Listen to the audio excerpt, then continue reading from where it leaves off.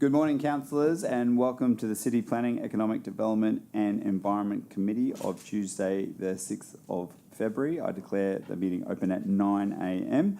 For those playing at home, my name is Councillor John Raven. I'll be your chairperson today. Before we get stuck into any into any agenda items, I note that I have Councillor Karen Murphy and Deputy Mayor Laurie Koransky in via Teams link. Do we have any other apologies today?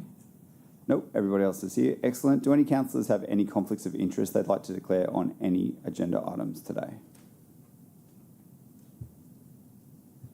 Excellent. Then we'll get stuck straight into item 5.1, Sports and Community Infrastructure 2023 to 24 Quarterly Report 1. This isn't mine. Can I have mine? I'll get stuck into item 5.1, South East Queensland Regional Plan 2023. Thank you very, very much. Oh yeah, and thank you. Before we get stuck into anything, we'll do some general business for the two managers that don't have any reports. Stephen, do you have any general business for us as the Development Assessment Manager? Through the chair, no I don't. Excellent. Councillors, do you have any general business for Stephen Ball? No. Brett, do you have any general business for us as the Manager of all things environment and health? Through the chair, no I do not, thank you. Excellent. Thank you very much. Councillors, Councillor Lane has general business for you, Brett. Thanks very much. Through you, Mr. Chair. Do you have any updates on the green bin issues that we're experiencing throughout little pockets of the city at all, just where they might be getting skipped? Or I know that you've worked hard to try and rectify, but it seems we've still got a few little issues up in Underwood, both in my side and the other side of Logan Road. As that one's a waste question, I'll let Michael take it for you. Thanks, mate. Morning. Yep. There was an area missed, I think 2 weeks ago, that I emailed through. Any areas since then? I'm not aware of any sort of broad scale areas that have been missed or streets that have been missed for green waste in that part of the city. But if there's any information that you've received, please send them through to me, and I will follow up. I'm just wondering whether or not, obviously people opt into the green bin. Is there a way that you can actually flick everyone who's opted in an email to say, if your green bin gets missed, please go to this site and record it here rather than Facebook? We can do it, just depends on when we get the notification. If that particular event that occurred a couple of weeks ago, we sort of became aware of it about 5 o'clock. So we weren't really able to mobilise the people and the systems we needed to get an email or a text out that evening. Which is why we did the Facebook, or we advised councillors. I think people are absolutely grateful for the swift response from you guys. It's just more, I suppose, getting people used to how they report it rather than reporting it on Facebook, because if Councillor Russell or I miss that, then, yeah, we've missed the pickup. Yeah, so, I mean, obviously the options are, there is an online missed bin reporting option that we have access or are able to communicate. Thank you, Councillor Lane. Councillor Bradley, are you for Michael Asnikar or for Brett Espenson? For Michael? Yep. If I may, through the chair, just on that point, I want to thank you, Michael, for very swift action for yourself and your team. I know you work behind the scenes after hours, and very grateful for that, including a public holiday. Thank you. Thank you, Councillor Bradley. No further general business for Brett from anyone? You may go back to work, Brett. Thank you very much. And then I'll ask for the Economic Development and City Planning Manager, David Radich, to speak to the South East Queensland Regional Plan 2023, although I suspect he's handing straight off to Christian. You suspect wrong. Good morning, councillors. So this is a for information report, and I just wanted to provide the councillors an update on some of the outcomes from the key advocacy that has come from council. And I guess if you look at table 1, that's a bit of a report card of how the state has treated our submission. So there's a series of crosses and ticks. There's been some wins, but there's been some things that we really need some further information on. So still a real concern is the growth targets that we're asked to achieve under the regional plan. So talking about 80% detached dwellings. So what that means is more growth in the emerging community zone. Also, there has been a future priority growth area in Buchan that the regional plans allocated. So that in time will translate into, I suspect, more urban footprints. So the way that the state is proposing Logan to grow is that it'll be about 80% detached dwellings, so single dwellings, and 20% infill development. So that is a bit of a concern for us, because over time we have produced a lot of detached dwellings, greenfields growth within Logan. One of the only local governments who has ever met their housing targets. And if you look at Table 1 and if you turn to page 4, you'll see that other cities like Ipswich and Moreton Bay have much lower targets.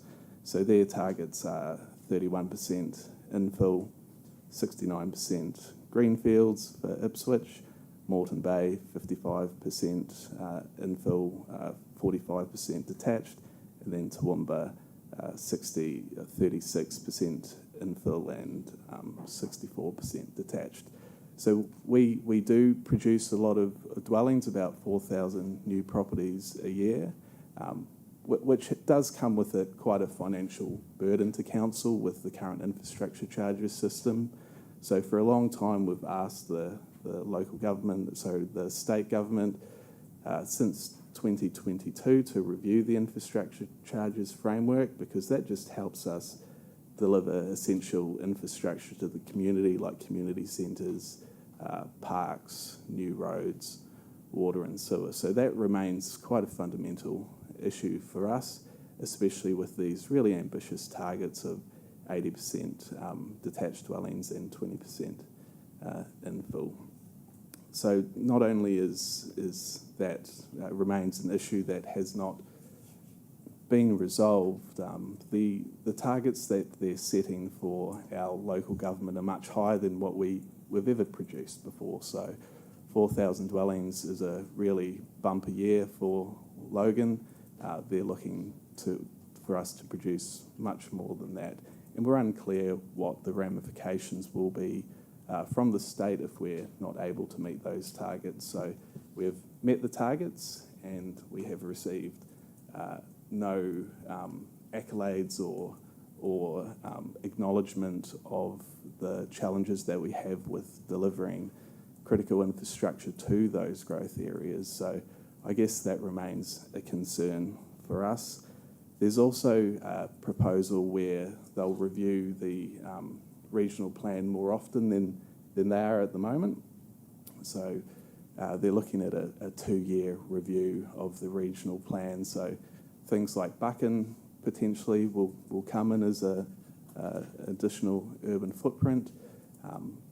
As many of you will know, that Buchan is constrained. There's bushfire areas, and there's flooding in that area. So we're unsure why Buchan was chosen. We know that there was a lot of sentiment from the community and a lot of submissions that were received from the state government around Buchan, but at a high-level desktop analysis, it may seem like a suitable area for additional dwellings, but when you drill down to it, and if it was to become part of the urban footprint, which allows for future growth, it would be challenging for us to include that into the planning scheme. So that's disappointing, what we've received from the state. We've worked with them for a long time. I guess the biggest outstanding issue that we have is that they still see us as a predominantly greenfields development city. And that comes with a lot of additional costs. So delivering lineal pieces of infrastructure, roads, water, sewer, but also being able to provide appropriate social or soft infrastructure to those areas, such as metro parks, local parks, and community services, community facilities, still remains an issue. One of the other things that I wanted to flag with the council, and this is for information request, so this is a for information report. We've received a letter from the state government, and they're proposing that some of the policies that this council endorsed, the 16 policies that you all endorsed to form part of the planning scheme, be brought forward and form part of an amendment to our current planning scheme. So with that, the usual process would involve public consultation and then it becoming part of the current planning scheme. So we believe, and Dave Hanson has a letter attached to this report that outlines some concerns. We think that the best way for them to achieve what they want to achieve is for them to expedite the review of our planning scheme. So Christian and his team are working hard on about 131 issues that the state have raised with our current planning scheme, which is delaying the planning scheme. So there's a lot of churn that we're working through there. So I guess the regional plans come down. They have done some things that we wanted them to do, like no additional PDAs, no expansion of the urban footprint, but there still remains those outstanding issues. And for a high growth council like Logan, we really feel that the state should listen to us and at least review the infrastructure charges framework, or at least look at a different split of the growth. So 8% greenfields, detached dwellings, and 20% infill.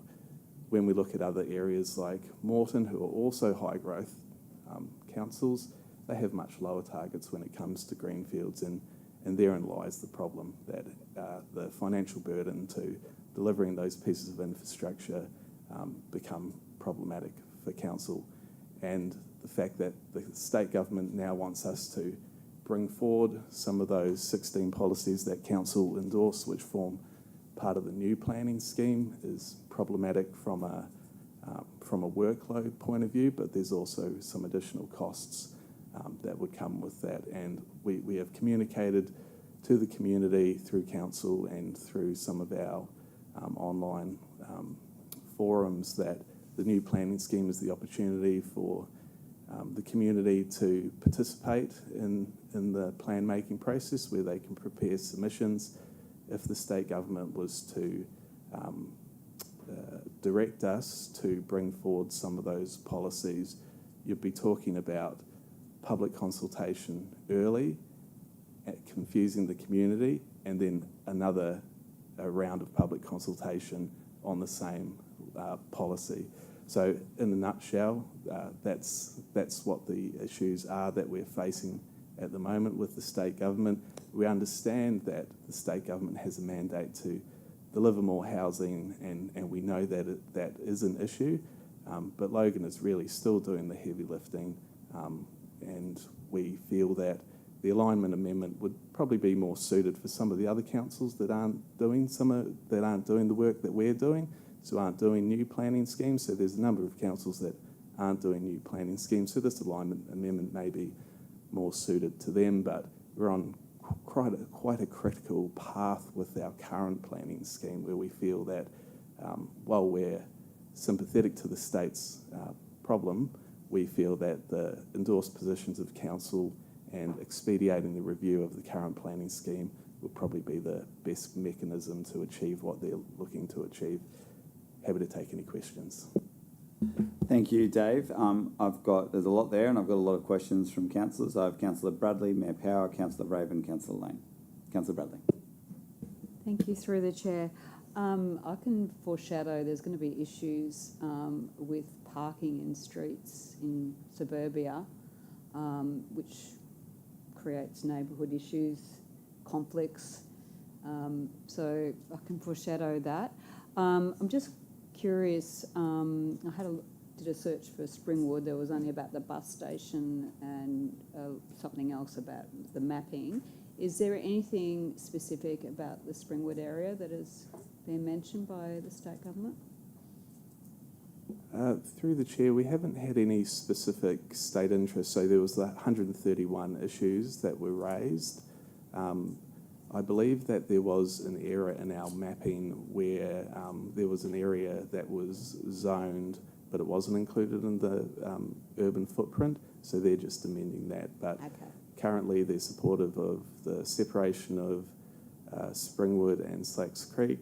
There's been no issues raised around the drafting of the Springwood Town Square as discussed in the last committee. Thank you. Thank you, Councillor Bradley. Mayor Power. Thank you, Mr Chair. A bit of sediment here. Obviously, being the Mayor, I attended regional plan meetings with the Deputy Premier at the time for 2 years. These meetings were held at a regular event. They were held on a Friday afternoon. They went for quite a few hours. The interesting thing is all on the role of consultation. Clearly you can see it was a one-sided event. Look, I understand the situation the state government's in. We have a housing crisis. I understand that. But what we have with the regional plan is we have something that's not complete. Clearly, councils like Logan, Moreton, Ipswich cannot sustain this type of development when you've got such a deficit in the infrastructure charges situation. You only have to look at the city now, 370,000 people. We nearly have to double that population the next 22 years. And we've probably got about $7 billion worth of infrastructure at the moment. But that was at yesteryear's prices, right? So, just look at the last 2 years. Construction costs have gone up 60%. So we have to sort of duplicate that again in 20 years. And we're not going to get there. And the high expectation is that council carry the load of 82% detached dwellings, unattached dwellings in greenfield areas. It's just completely unrealistic. We know that we've already addressed $800 million off our capital works program, but we've got to also acknowledge that we're going to have to go through that again because that was at yesteryear's prices. So you have to bring up the fact that our capital works program was at those prices that were assessed some years ago. So you're going to have to do it again, and you're going to have major cuts again.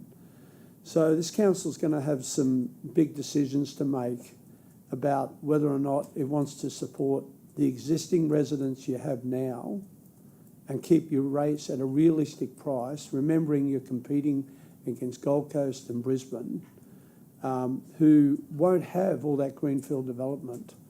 And you'll be compared, your rates will be compared. So if you help the government on this journey, there's a number of things you will do. You'll either put the rates up dramatically so high that they won't be able to afford to live here, or you can borrow money and push the can down the road. And I don't think either of those are good options. My suggestion would be, and as you know, I'm retiring, is that you make a plan that some development will happen, and I imagine you'll stick to your targets for a little while because we've got the existing infrastructure in place. But if you continue to put more and more roads, build more roads and more water treatment plants to facilitate the future development in the Logan that the state government wants you to continue on, you won't be addressing the social infrastructure that's already a problem already in the city. You know that you should be building swimming pools and indoor sporting centres and such in the new areas that have already been developed in the last 5-10 years. But you also got to remember that the new areas on top of that you'll have to facilitate with social infrastructure as well. You'll slowly go broke, or you'll have to borrow so much money that the rates will naturally just go up, and you won't be able to sustain that, and you won't be able to market yourself against Brisbane and Gold Coast, because I would suggest by the time construction costs continue to rise the way they're going, our rates could get at least double what Brisbane and Gold Coast are. That's the rate component. So you need to make some wise choices in the next term, how you address this. Now, my suggestion is that you wait until after the state election. I'm thinking that they know. I've been whinging and screaming and yelling to the Deputy Premier that the infrastructure charges set up is not fair to cities like Logan. They know that. But there is a political problem, a political hurdle, that if they put infrastructure costs in, then the Courier Mail and other media will assassinate them because they're putting up the cost of housing. So I would suggest you wait until after the state election, because I actually think they will put up infrastructure charges, but they won't make the call until after the election. But you still need to address your capital works program to bring it in line with what you can afford. And that's my summation of the issue. Thank you.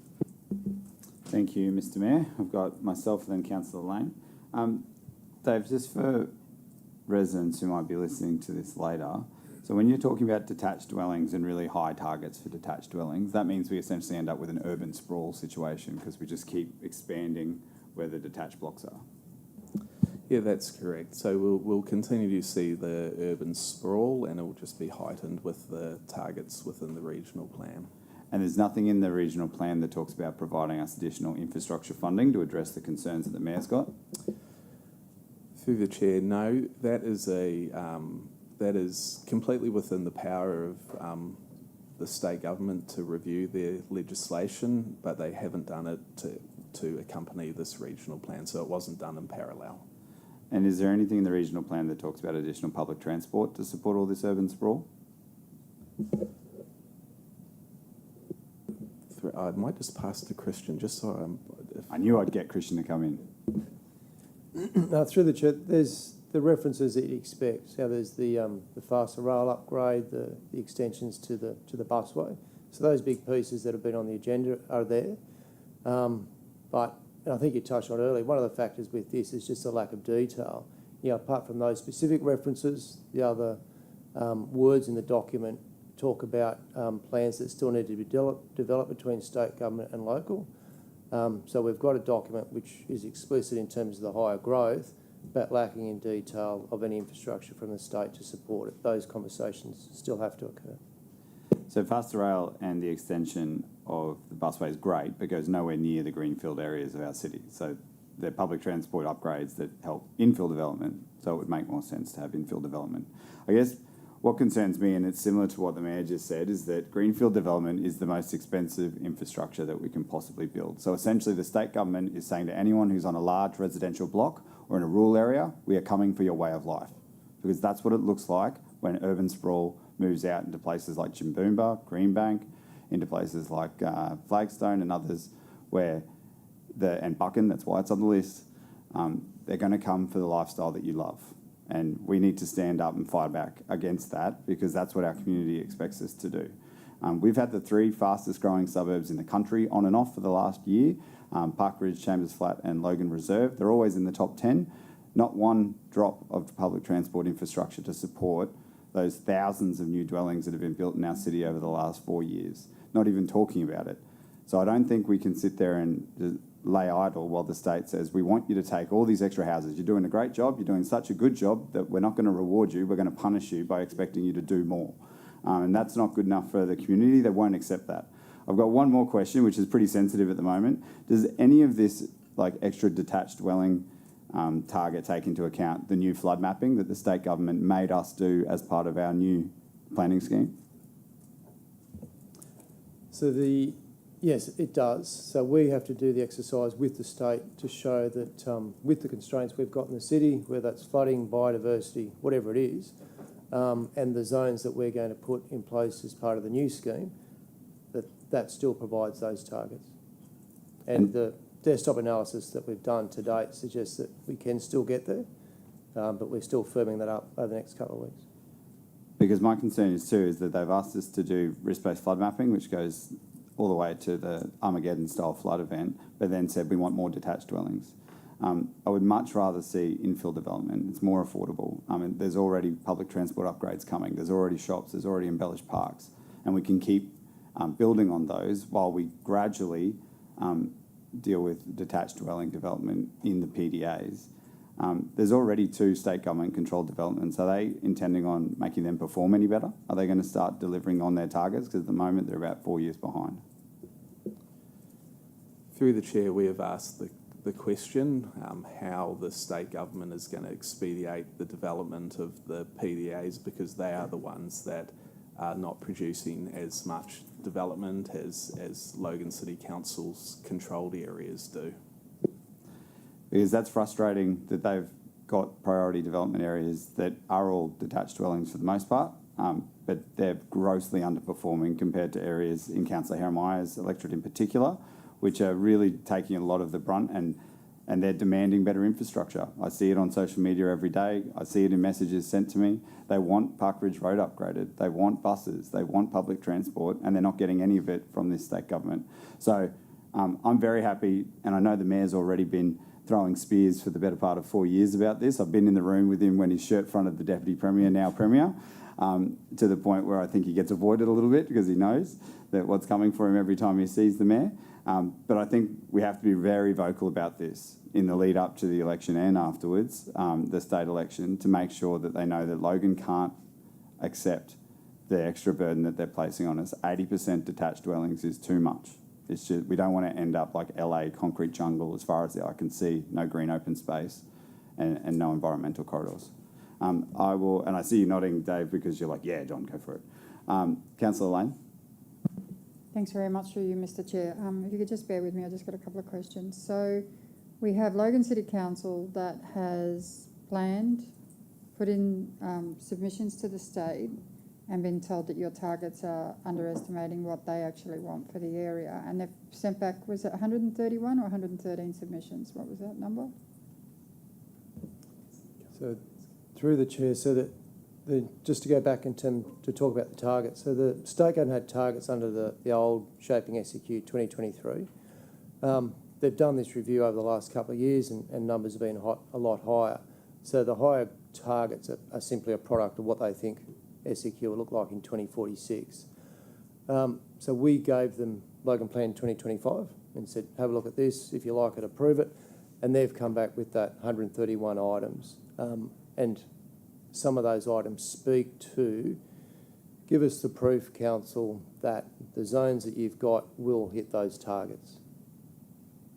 Thanks very much. Are we allowed to see those, or is that just a working document and it's not for our eyes, or? So we can show the output of it. This is a very complicated computer model, but we can show you the projections that comes out of that over time that shows the growth that we think we can achieve over from now till 2046. Now, I'd really appreciate that. One of the interesting things is as I drive around other places, I see that they've got multiple high-storey accommodation options in their cities, and we keep hearing how Logan is batting above the targets. We're actually reaching the targets and other cities aren't. We hear that Logan's done a planning scheme and other cities haven't. It seems that we're being punished for competence. I'm just wondering, is that the reason why they have more high-rises in other areas, that there's this lackadaisy sort of thing in other LGAs, or what makes us so different that we're actually being targeted for semi-detached or detached properties, whereas other areas aren't, or they're not being hit as hard by this, or being made to actually keep up with the targets? So our planning scheme allows for quite generous high-rise developments in our principal centres like Beenleigh and Springwood, and in your division too. What the market is telling us at the moment is that the cost of construction is too high to do some of those developments at the moment. So over time, when things loosen up, potentially we'll see that. But our planning scheme does allow for a fair amount of high density. It's very generous. I completely agree. I think that the difference between ours and other councils is that ours is strict and respects the right of individuals to actually live in their properties free of high rises around them, and we've got designated areas. It seems that other councils have a bit more of a flexible approach to where high rises can go in their local areas. But again, they're not meeting their targets. They seem to be getting the builds done. Is there any particular reason why you think Buchan and places like that have been targeted? Is it just an easy pick, or? I'm just curious, because obviously I'm going to go down and talk to my local state member about what's going on.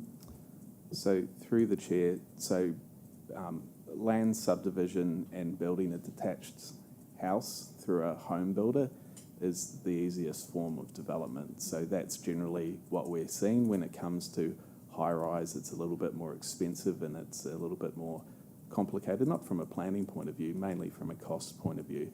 But the reason why they've chosen Buchan is it's effectively just green fields, paddocks that can be subdivided into properties that can have homes on them, effectively. All due respect to the emerging areas, they're very small blocks with very large homes and no yards. And I would hate to see us forced into doing more of that because it's not good for community, it's certainly not good for the area. So thanks for that. Thank you, Councillor Lane. Councillor Murphy, I have your hand up on the Teams link. Thank you, through the chair. Can you hear me okay? Yep.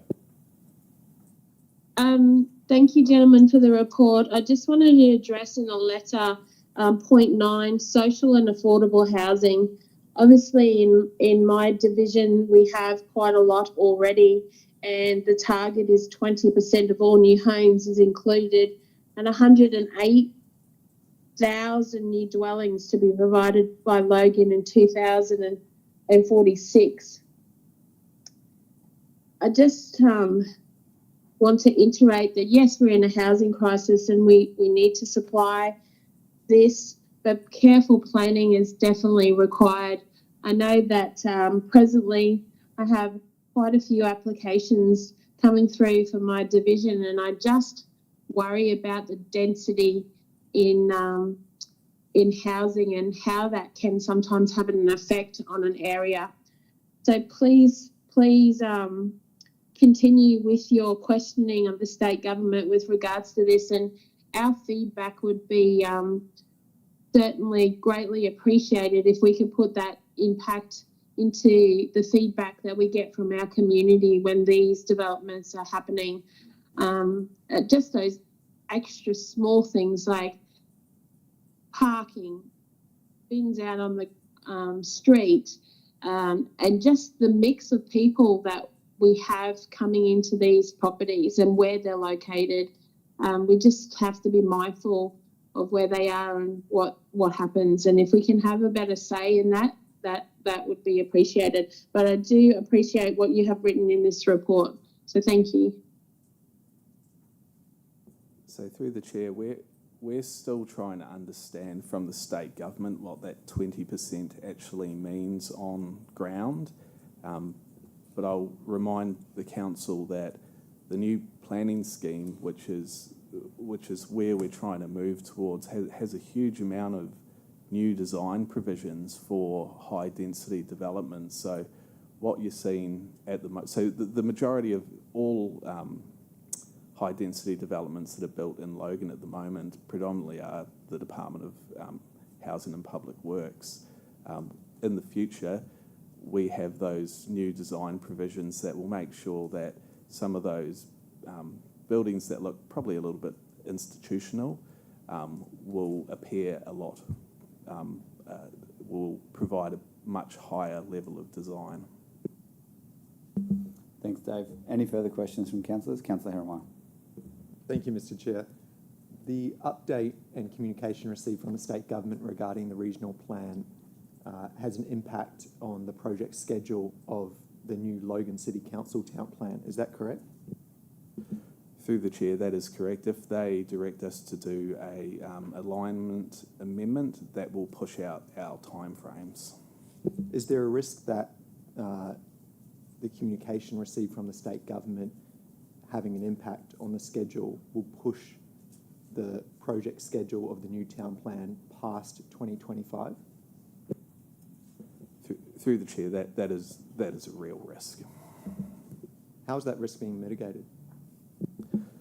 The risk that it's been mitigated through strong advocacy. So in the letter that we have provided to them, so some councils will see that letter and say, okay, we'll do an alignment amendment where we have said the best way to achieve what you want to achieve is to expedite the review of our Logan Plan 2025, as opposed to running two separate projects where you do amendments to the current planning scheme, which takes a lot of time, costs, resources, and sorry, I'll step back. So if we were to do the alignment amendment, as suggested by the state government, that will push out the timeframes. We're saying that it's better just to expedite our current review of the planning scheme, because that has what the state government's looking for, you know, more housing, better design.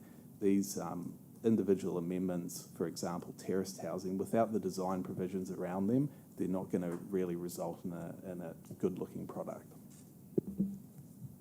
When was this risk of state government actions having an impact on our town plan schedule known? Has it always been known? Has the state government introduced new law or regulation that allows them to have this impact on us? Or has it always been this way? Through the chair, so there was an initial discussion last year around a concept of an alignment amendment, but the letter dated, whatever the letter is dated within the report, which is dated the 19th of January, was when we first got wind of this. Has the state government always had the ability to impact our town plan schedule? Through the chair, the minister has always had the power to direct us to make an amendment. If the state government has the ability to impact our project schedule, why was it chosen to put a definitive date in the title of the new Logan planning scheme? It's been advertised to the community as Logan Plan 25. Why was it decided to put a definitive date on the marketing and on the project title if we don't control that date?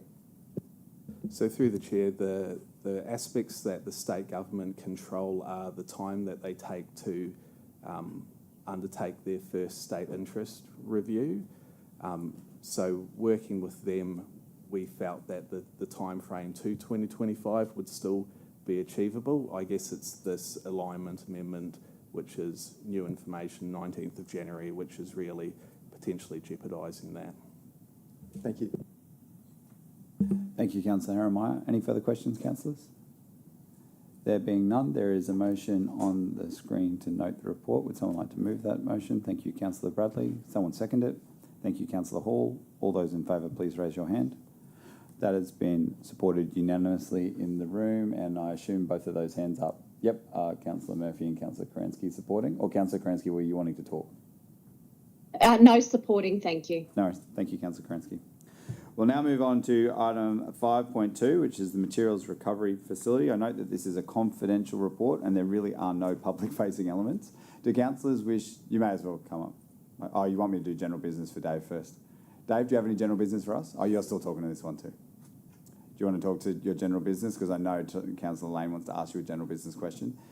Councillor Lane, would you like to ask Dave a general business question? Thanks very much.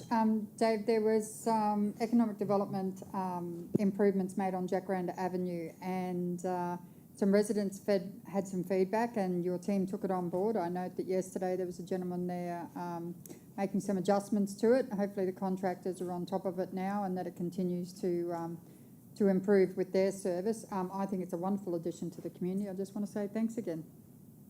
Thank you. While we're doing general business, do any other councillors want to ask David Radish for general business? Dave, do you have any for us? No, I do not. Thank you. All right. Item 5.2 is confidential and there's no public-facing elements to it. Do councillors wish to move into confidential to discuss the report, or are you satisfied with the document? You want to move in, Councillor Harrimeyer? Mr Chair, it's not necessary to move into confidential, but I would like to ask some questions regarding public information to the officers. Go on then. Proceed. Thank you, Mr Chair. So the only information we can talk about is the 3 words on this report, a materials recovery facility. I did want to ask, does Logan City Council have an obligation to act in accordance with competitive neutrality principles in all of its dealings regarding a materials recovery facility?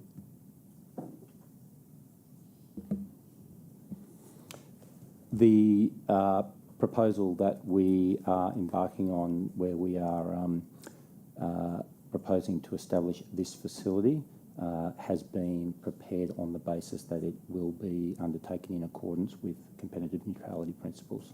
Yes. And what was the scope of that preparation that ensures that these actions are in accordance with competitive neutrality? It was a broad scope, so it was for the entirety of the project. were there any tangible actions such as legal reviews, analysis that was conducted as a part of that broad scope? Yeah, so the proposed project went through an ACCC approval process, which set out the basis of the proposed project and the manner in which it was intended to be undertaken to align with the those obligations. Thank you. And in Queensland, we have the ACCC, but we also have the QCA, the Queensland Competition Authority. And that authority governs much of what government businesses do and can investigate different complaints regarding government businesses using their government power to have an unfair advantage over private business. So has Logan City Council ever been found by the QCA to have acted in a way that wasn't in accordance with competitive neutrality principles? Last year, we received a report from the QCA after a complaint was put in relation to our green bin service. The QCA made some recommendations in relation to the way in which we priced our green bin service, and those recommendations were presented to Council and resolutions made to put in place some actions to respond to those recommendations. Thank you. So has Council ever been found by the QCA to not have conducted itself in a way that was in accordance with competitive neutrality principles? That QCA report that we received last year made some recommendations by the QCA. So when you say not in accordance with, they made some recommendations on how we could align our pricing with recommendations that they found in relation to their investigation. Thank you. And I have that report from the QCA dated July 2022, and I quote, "We found that the Logan City Council has not conducted its green waste bin service in accordance with the competitive neutrality principle," end quote. So that's a quote from the QCA. Another quote from the state government is that government businesses can enjoy, quote, "a unique set of competitive advantages by virtue of their ownership, including the exemption from taxes and charges." So we have Council conducting itself in some manner. The confidential report means we can't talk about that manner. But what isn't confidential is that Council has been found by the QCA to have acted in a way that wasn't in accordance with competitive neutrality principles. The Queensland Government Competition Neutrality Policy Statements states that a competitive advantage is an exemption from a tax or charge. And as a councillor, I haven't received any analysis or any due diligence showing that actions regarding this project comply with competitive neutrality principles, which we are legally obligated to follow. So going forward, I'm going to have to abstain from this report today, Mr. Chair, and I hope that in the future we would receive more information ensuring that this obligation is followed by Council. Thank you. Thank you, Councillor Jeremiah. Does anyone else wish to speak to the report or move into confidential? There being none, Michael can't speak to the report, so there's a motion on the screen momentarily. Would someone like to move the motion that is on the screen? Thank you, Mr. Mayor. Would someone like to second that motion? Thank you, Councillor Stem. All those in favour, please raise your hand. That has been carried unanimously with the exception of Councillor Hall. Abstain. Councillor Jeremiah. Abstain. And Councillors Karansky and Murphy, how do you vote?